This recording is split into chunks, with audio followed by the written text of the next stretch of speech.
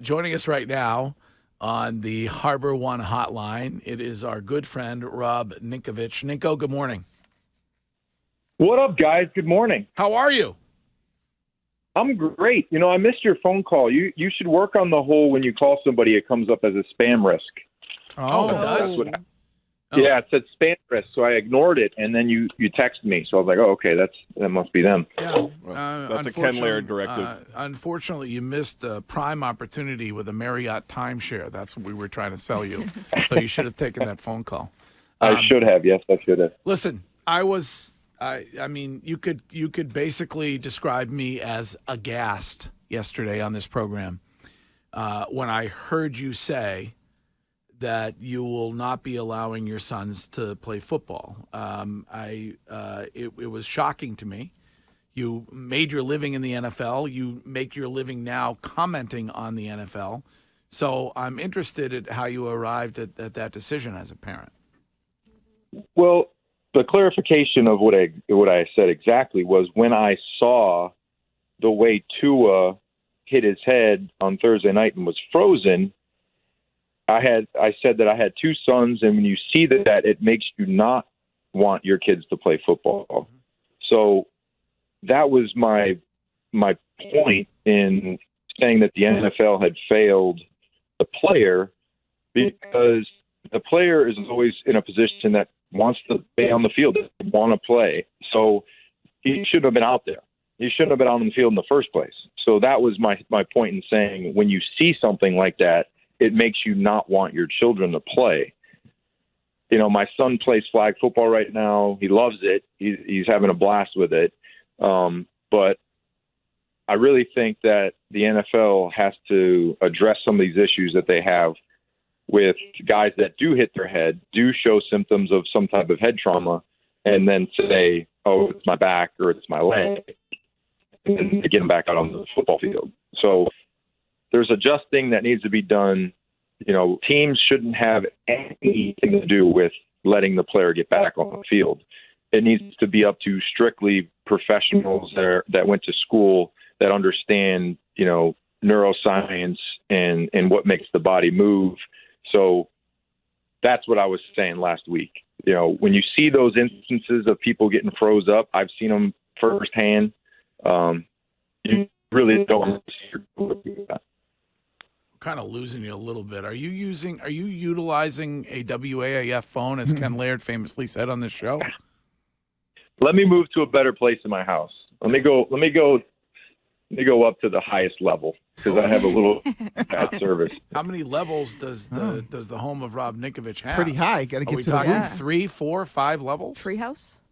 It's 3 levels, but I finished the attic out to my own area, so I have my own little man space. If only Tom Brady had done that, maybe the two of them would be able to be together. Right. That's the problem. He didn't have a man space.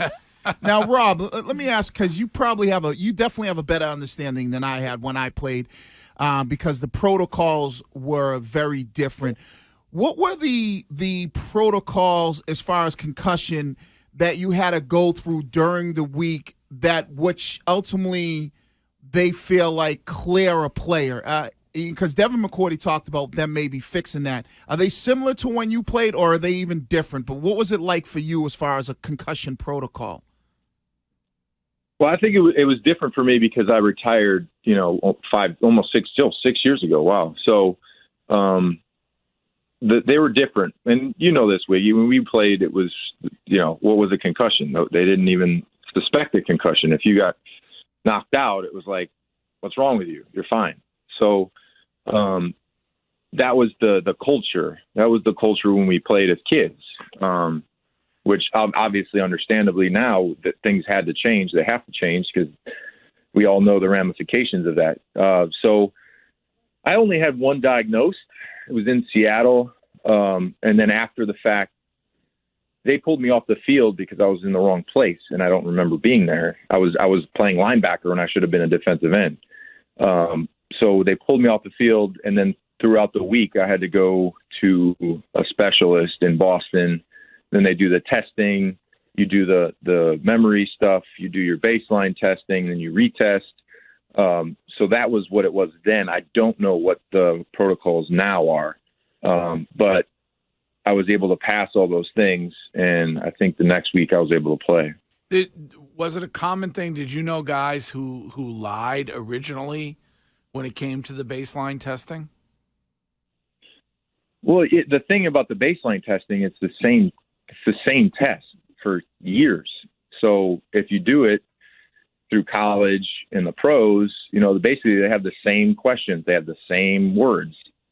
When you do that over and over again, you memorize it and you just know it. So, the body is pretty spectacular in a sense of when you are hitting the head, you kind of go in autopilot. And, Troy Aikman once said that he played a Super Bowl, doesn't remember playing it. He won the Super Bowl, played well, but doesn't remember playing in a Super Bowl. So, there's things that when you go into that mode that you can do that it's pretty crazy to think about. But I think they need to probably change the way that they do test, and they also need to just use common sense. I think that when you see a guy get hit and he's woozy or he has trouble standing up, well, clearly that's a problem, and that's not a back or that's not another body part. It's because he got hit in the head. So the person could go through the protocols, pass everything with flying colors, and I don't think that they should let him back on the football field, especially 3 days after the fact. So they're going to have to look at a few things, and I'm sure with this investigation they will do that. If you were Tua, Rob, would you continue to play football? Oh, man, that's a tough question. It's your livelihood. It's what you love to do. There's an ability to do something that you wanted to do your whole life. I'm sure he's going to continue to play football. It's just when you're older, you realize that probably wasn't the best decision. But, there's guys all over the NFL right now. Russell Wilson was completely knocked out just like Tua was in college, his freshman year. I think it was the first game he ever started. He left on a stretcher, got completely knocked out. So there's guys that have had massive concussions that have played a long career afterwards and gotten concussions after that. So it's up to the person. It's up to their circumstances. A lot of these guys, if you come from basically nothing, if you have, an opportunity to put yourself in another category of life that you never would have had a chance to because of football, it's hard to turn that down. Rob, we've been talking a lot, and Wiggy's been saying that all week, that players aren't thinking about their health 20, 30 years down the road. Do you think that's changing or that's evolving when players see what happened to Tua on the field the other day? No, that's so tough because when you're young, you don't really look at the long term. When you're in your 20s, you're not looking at later in life. But, I'd say this, as a man, you're taught to provide for your family and to give your children and your family a better life.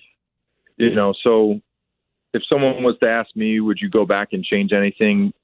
It'd be really hard for me to say I would. I could be gone tomorrow. I could be gone in a year. I could be gone in 10 years, 20 years.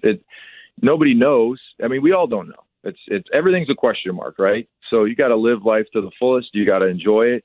You got to follow, what drives you, go after what you love. And along the way, if you got to deal with something down the road, that's the price you got to pay. And unfortunately, that's just real life.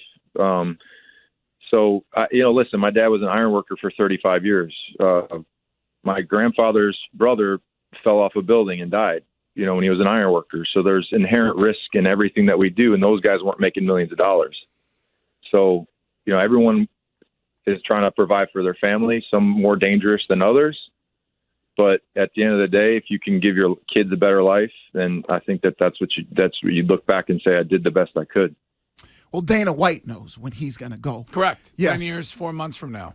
But Rob, I think this is the $1 million question that we all have, and I think when I hear this question, I think, and I'm not a huge fan of Goodell and sometimes what the NFL does, but I do think the game is safer now than when I played. Do you feel the same way? Of course. yes, it is much safer considering they don't hit each other in practice. They don't have all the repetitive things throughout training camp, and they took away all the half line and the 9-on-7s and all those things that we used to do. And then you look back and you're like, wow, that was a lot of head trauma.